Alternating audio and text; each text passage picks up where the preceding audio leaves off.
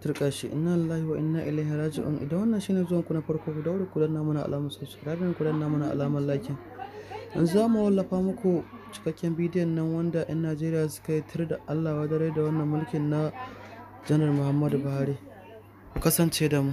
Abba Daru, uwar gidan shugaban ƙasa Hajiya Aisha Muhammadu Buhari ta sa an kama wani bawan Allah mai suna Aminu Muhammad, ɗan kimanin shekaru 18. Ta sa an kama wannan bawan Allah ne an ɗaure shi na kimanin wata 2 da kwana 20 da wasu 'yan motsi. To, har yanzu abin da bamu sani ba shine wannan bawan Allah kidnapping ɗin shi aka yi, ana neman kuɗin fansa ko kuwa ta kama shi ne din ta kashe shi. Ko kuwa dai kawai dai an kama shi ne dai ana azabtar da shi sakamakon suna ganin su suna da sama. To shine har yanzu wannan dalili bamu sani ba.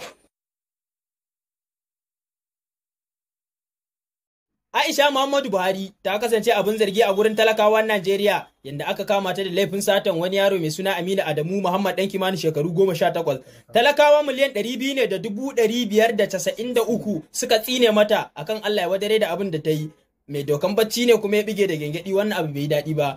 Talakawa suna ta kundume da zage-zage akan Allah ya tsine ma Aisha Muhammadu Buhari akan wannan aika-aika da ta yi.